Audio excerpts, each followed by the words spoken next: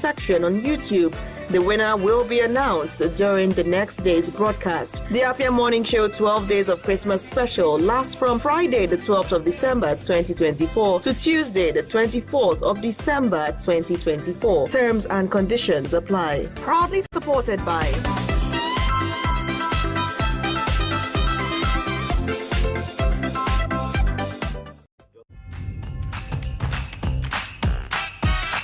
But why won't I be happy? Not just because it's festive season. It's moments of friendship and 60 million reasons to love. Small Pepe.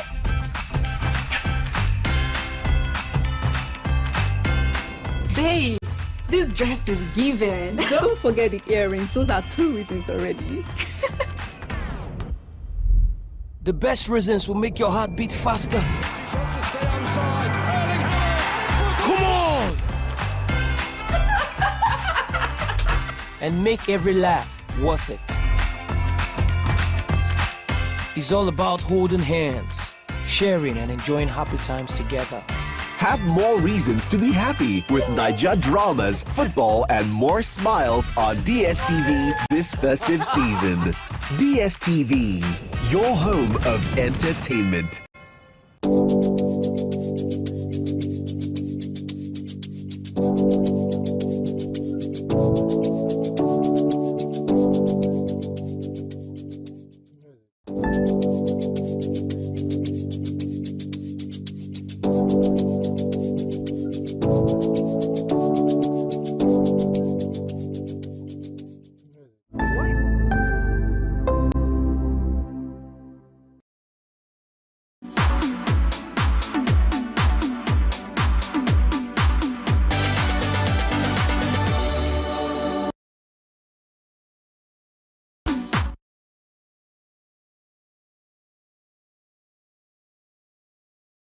For years, the Obagu and Amechiwani Okunano communities have been vocal about the way land in their communities was acquired. The land spanning 1,097 hectares approximately is the site of the Enugu Lifestyle and Golf City, also known as the Enugu Centenary City. The communities have called out inconsistencies in documentation, which was at the very core of the acquisition process.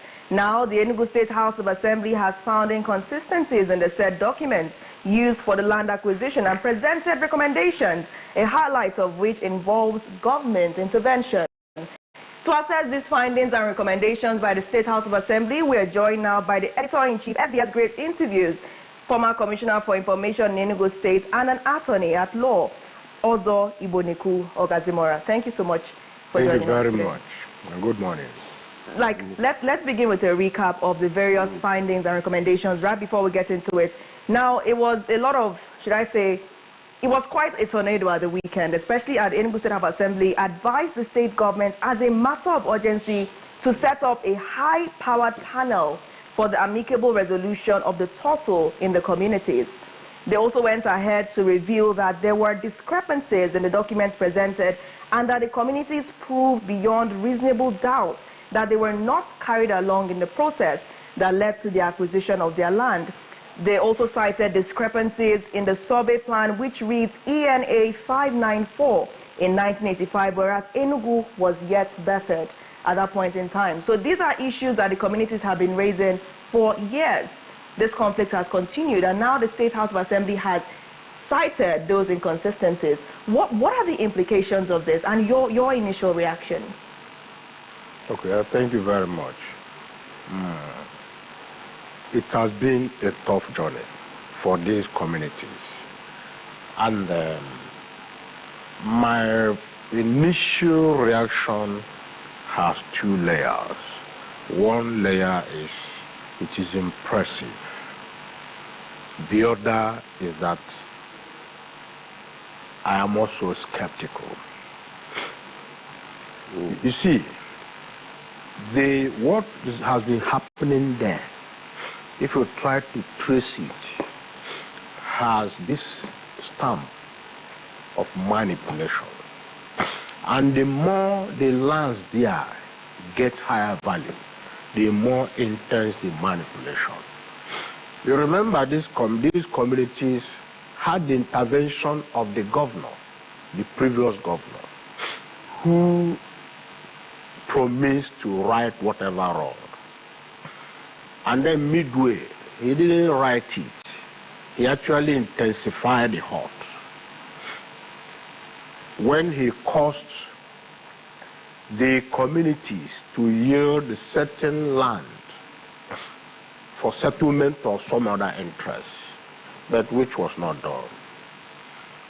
Now, this House of Assembly coming in, although the full report is not out, but the CAP is recommended that the right thing should be done. So now, that is, it now goes to execution. That is the executive branch of the government. Is the executive branch likely to do what is proper? You see, in Nigeria, especially among state governors, state governments, there is this behavior arising from usurpist interpretation of the Land Use Act. Many of them do not believe that the individuals have any right over the land because of that section vesting the land in the hands of the governors. But the law says as trustee, when you are a trustee, you don't own it. You are only in charge. There are other interests. Now, because of that, the governments have insisted on having the word development described by them, conceptualized by them, interpreted by them. That is the reason why a community will go into documentation of his land, is able to map it out, is able to parcellate it, is now able to register it with the same government. Then it begins to act on the land, either by sales or grants or whatever, by whatever alienation. Then, over a few years, the same government that gave approval for the layout, that gave approval for all the things they were doing, now turns around and say nobody should stand in the way of development. They now appropriate the whole land, reparcel it, name it another, give it another name, and begins to sell. So in now doing that, you should have stated ab initio that development should be the exclusive description or conceptualization of development should be the exclusive preserve of the state government. In the absence of doing that, the government has repeatedly lured people into destruction. You see, the government appears to be fixated in actually what it thinks about development. The developer who is coming from overseas, coming from Abuja, coming from Lagos, who is able to talk to government, pay government for 1,000 plots, is regarded as a developer. Meanwhile, somebody who is living in Enugu, saving up money, and is putting 500,000 in developing a plot over a space of 6 months, they say it is not development. Forgetting that in understanding of macro development, it goes into many facets. You talk about the digger who digs the foundation, you talk about the bricklayer, you talk about all other areas of involvement which put money in the pockets of these individuals. That is development. It doesn't have to be multi-billion dollars. It can start from anywhere. That somebody is investing his 2 million naira in your state is development. It is putting food on the table of certain persons. But you are insisting that it is only when it is mega, when somebody is coming to develop 1,000 plus at a time. And in any case, those people don't even do that. What they do is that they get the land, parcellate it, float it out there, and begin to sell. You know, Ozo, you said something about the assembly that you are skeptical. Yes, I am. And I think I share your sentiment. And I'm also a bit cautious because that statement, the right thing should be done. raises a lot of questions. Yeah. I mean, you have been on this journey with us. We've investigated this over 2 years, and barring some activities and filings in courts by some parties involved in this, we had the 318 hectares ready to show. Yeah. You know, the most, which I think is still the most in-depth coverage of this whole issue. Hopefully, we are able to, you know, do our filings, get over this instituted legal action against Afia to prevent us from showing it and eventually show it. But the question of the right, what is the right thing? Is it returning to the 318 hectares as mapped out by then Governor Jim Nwobodo, which he in turn said, since the government never used, should have been reversed to the community, and who, when Governor Chimaroke Ndamani came, moved the university to the Agbani area, and throughout his 8 years, never claimed it for the Enugu state government. So you now have 1096 suddenly appearing as a number instead of 318. So what is the right thing? Is it the drop from 1096 hectares to 318 hectares, or is it the entire reversal of the land back to the community? Is it the, you know, the rewriting of documents and reallocation of documents to people who have property there and with damages paid to the community? Or is it that the developer should be given all the, what, when they say the right thing should be done, if they say it was acquired wrongly from the community, what exactly makes it the right thing for the community? And on what scale? At 1096 hectares or at 318 hectares? You know, these are the questions. Okay. Yeah, very important question. But there's something you look at. You must come from a background of law. The law says the government has right to acquire. But you pay compensation for the unexpired residue of development. It wasn't paid. Even the Jim Nwobodo regime did not pay, right? So that is to say, if proper acquisition should take place, compensation should include the 318 hectares, 318 hectares. It should include it. Then the what looks like the fraud, that is jumping from 318 to 1097, should be remedied, reversed. Even if you have gotten to a certain development where you now understand that destruction will be counterproductive, then you still pay compensation, right? So, righting the wrong should start from the 318, because in the 318, they were never compensated. You have to compensate. The Governor Nwobodo not revert the land to them, and by the actions of Governor Chimaroke Ndamani, and you know, going through this whole process, it seems as if the only period where the community did not have land issues was actually the Chimaroke 8 years.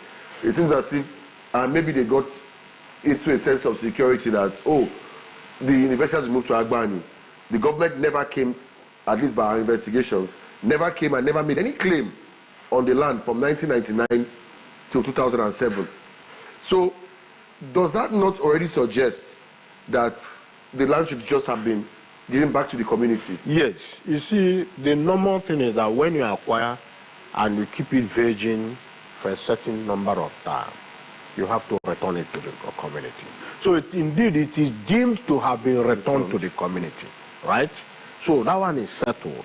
That is why I'm saying, whether you are still working on the acquisition of the 1980s, Jim Nwobodo never compensated them. So indeed, the state government had not completed, I mean the then Anambra state government had not completed the formal acquisition, right? Other than notifying the family, I mean the community, say, we want this land. And the community was happy. You say, okay, how much of the land do you need? And they gave. And it was for public good. Anambra University of Technology, of Science and Technology. Yes. Not a private entity. Not private business. Yes. Right? Not to benefit one man.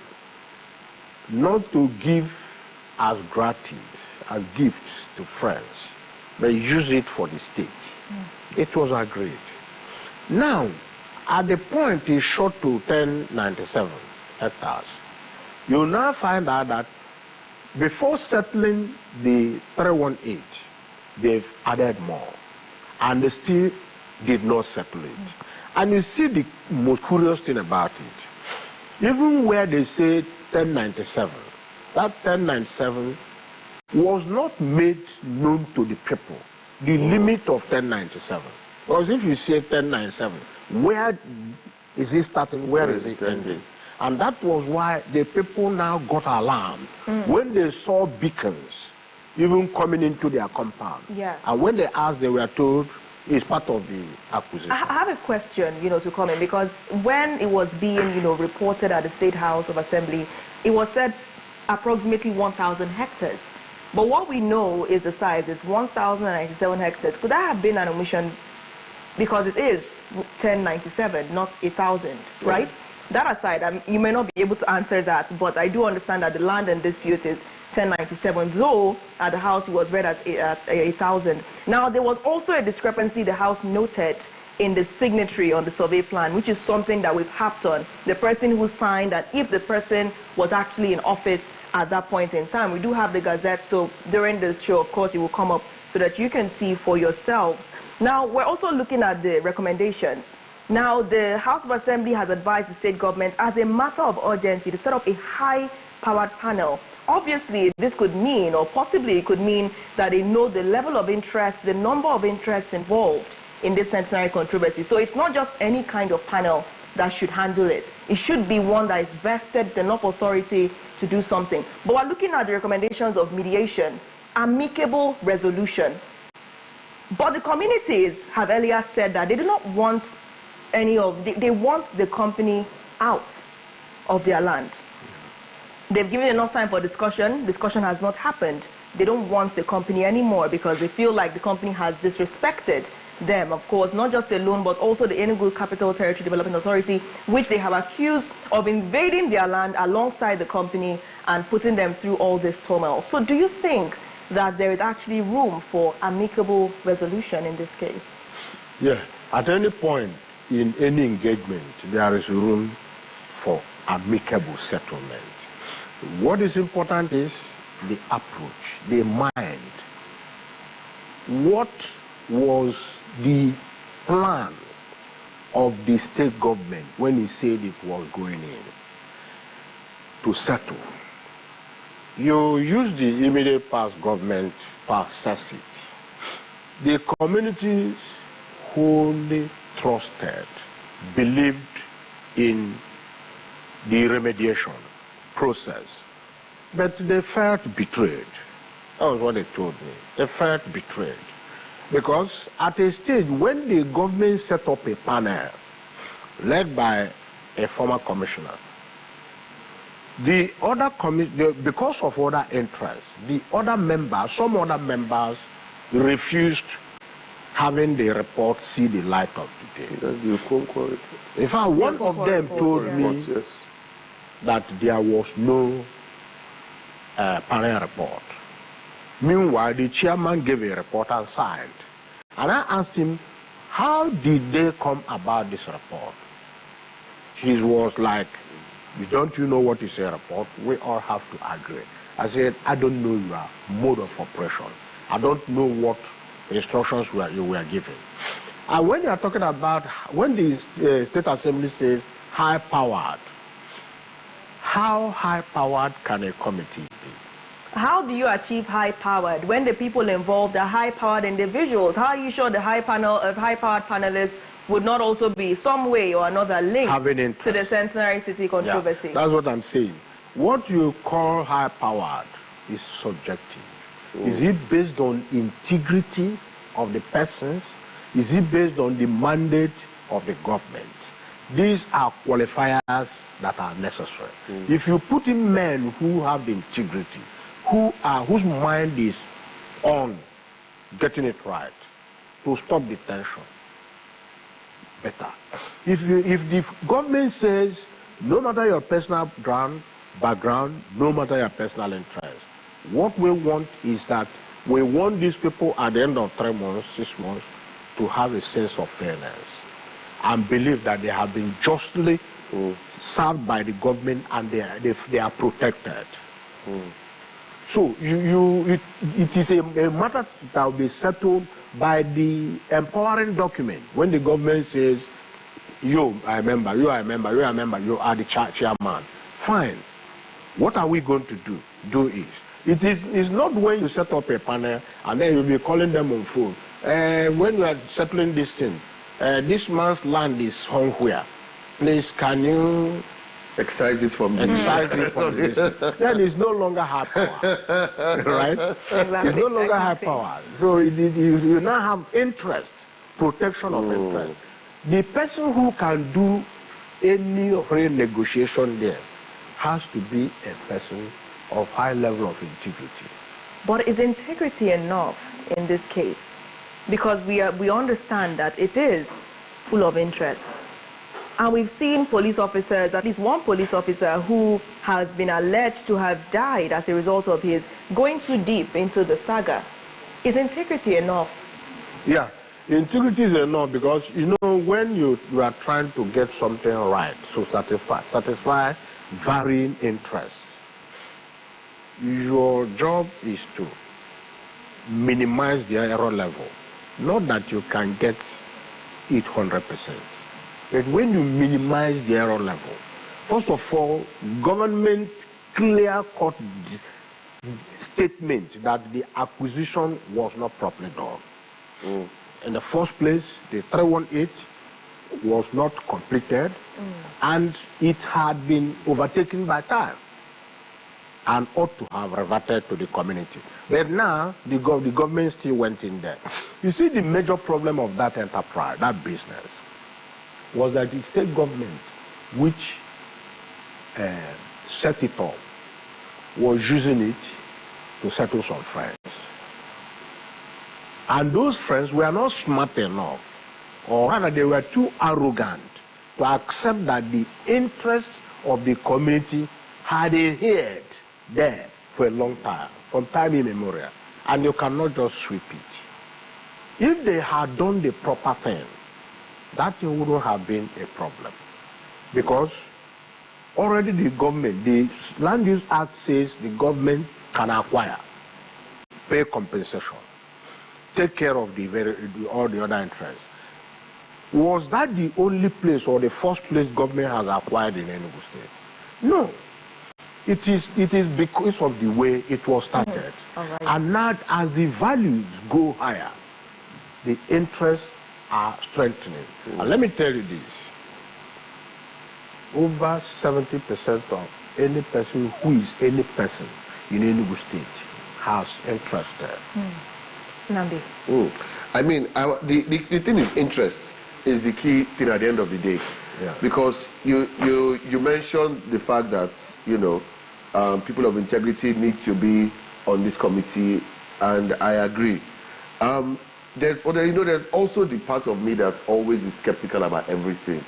So, it's the assembly, all credit to them for bringing this out, because we know how the community, both at Enugu State and at Federal, had tried to get the attention of the assembly for a long time, and they kept getting sent back to, oh, go back to the court, oh, go back to your local assembly, oh, go back. So credit to this assembly in Enugu State for actually doing something about it.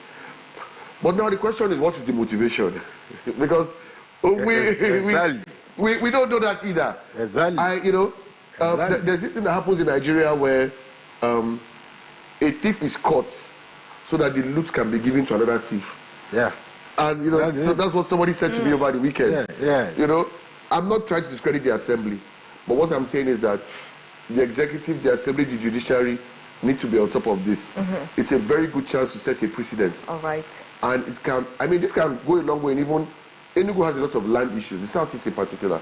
Yeah. This case could help so many lawyers because they could set a precedent. Yeah. The question now is, the assembly has done their job. What does the judiciary need to do now? Is there anything the state attorney general can do? Is there anything that needs to happen so that, you know, we can see some sort of progress? And to add to that, because that also brought up a very important question, what impact do these recommendations have on the ongoing legal proceedings? Nothing. It's just like you are in court and somebody comes in to say, can I settle it? All right. Then Namdi's question is on, how we can actually translate to something. You see, that issue of other interests, maybe in the interest of the State Assembly. The State Assembly may, and I actually think is altruistic, right? But I'm also scared that it is not the executive. The executive, you mentioned the Attorney General now, that is the executive, saying, can we go back to status quo ante bellum? Can we go back to where we are? It may be difficult because some people have thrown in millions there, erected houses, those who were given gifts of land, those who bought, those who even bought from one plot from two persons. You see where the conflict will arise. Even in the communities, they have some conflicting interests. Yes. Midway, in the process of acquisition, the organization now tried to move in to break the community into families, saying they were going to deal with individual families, and now entering into agreements with individual families. And those individual families, by giving that grant, has compromised the global community interests. When you now want to settle it, the question will arise, is it the family interest or the community interest that is going to be settled? That is why it can only be solved from that standpoint of the State Assembly. Wrongly acquired, go back to the basics. Thank you so much, Ogazimorah. Namdi? I think we are going to have a lot more discussions on this. Definitely. Because we are still speculating here, much like land speculators. Still, we have the full reports from the State Assembly. Then I hope we'll have you back then to look into details, because till I see the fine print, and I see the actual language of the documentation. What we are hearing now is the sentiment of the document. So when we see the actual language, then we'll come back and we'll discuss it again, because I hope, this thing can be settled soon enough. The 1 year Natalie and I have been on this thing, the human angle people don't know about is families that have been torn apart. People who have, because there has been internal conflict, not just between communities, but even within families, because money would scatter anybody. Any group. So it's that thing of, and this is, and there's also the cultural angle. You saw the chiefs who were very, very horrified because there was a beacon right at the Igwe's palace. You see, that was the Nobagu, and they were like, why is there a beacon at our Igwe's palace? And I didn't believe it till we went to the palace ourselves. Because we went on a fact-finding mission. The man showed me. Mobagu, to Obinagu, to the communities inside, to the kindred families, to see with our own eyes. And I really hope that, because we look at these things as a holistic problem, forgetting that there are individual human beings and families that are going through things every day because of this issue. And they've been going through it for years.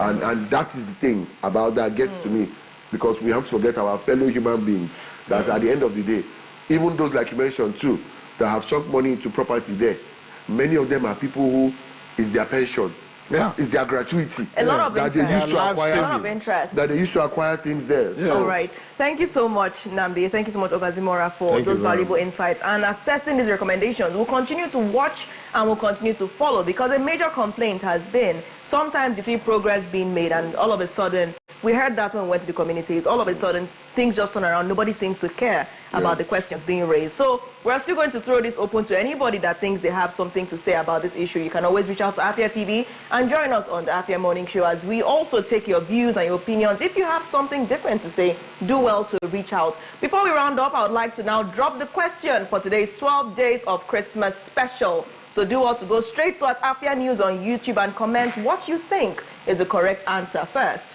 Today's question is, what will be the major problem, according to Ozo Igbonekwu Ogazimorah, with the House of Assembly recommendations?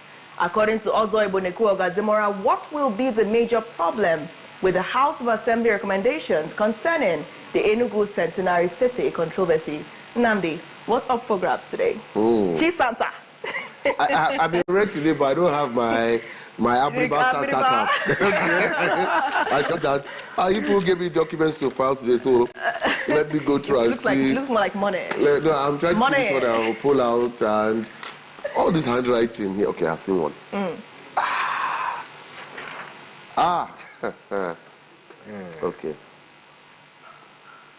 Okay. Okay. So, let's see.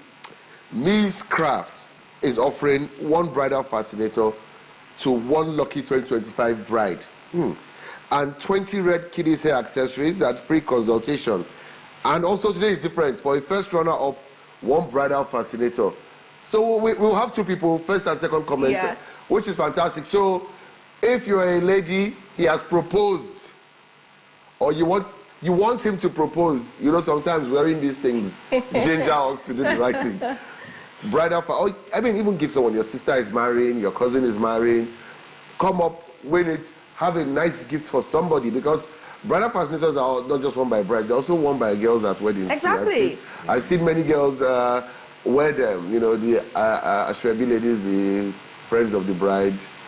Anyway, sorry, I got carried away talking of friends of the bride, but... goodness, Nnamdi. I'm sorry, I'll come back, but so Miss Crafts, bridal fascinator for one lucky winner and 20 red kiddies accessories and free consultation. And then first runner up also. So this is like a whole goodie bag for the ladies. Exactly. We have so many things for the ladies, as if you put one men to win. No, don't worry. Tomorrow. But if you're a man, win this for your sister, win this for your girlfriend, win this for somebody else's girlfriend. Who knows, in 2025, she may be your girlfriend. Nnamdi, this is a family show. We talk about virtues. We don't talk about other people's girlfriends. No. What I'm saying is, in life, like Ozo rightly said, interests. Okay. If her interests change. It's how Nnamdi is turning the table, turning things around, turning the virtuous words of Ozo into another thing. Well, we'll draw the curtains on the show on that note and do well to go straight to our Afia News on YouTube and drop what you think is the correct answer first and stand a chance to win this prize. The winner will be announced on tomorrow's show, and of course, more presents in our Christmas bag, all for you this season. Thank you for joining the show today. Thank you, Ozo, for being a part of this. Thank you. My name is Natalie Uku. I'm Nnamdi Obaya. Bye for now.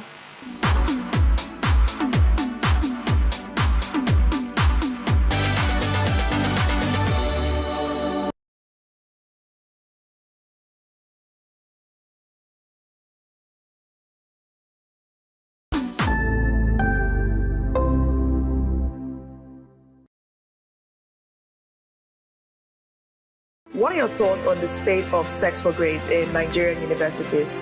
This very issue of owing salary should be criminalized. How can they amplify their voices? People don't have evidence. You want to get to know about it?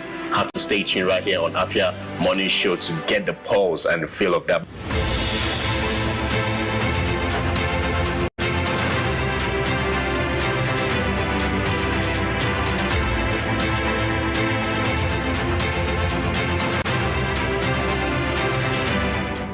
Hey ladies, join us on Gyno Plus every Wednesday at 6 p.m. right on Afia TV, DSTV channel 254 and GoTV channel 7.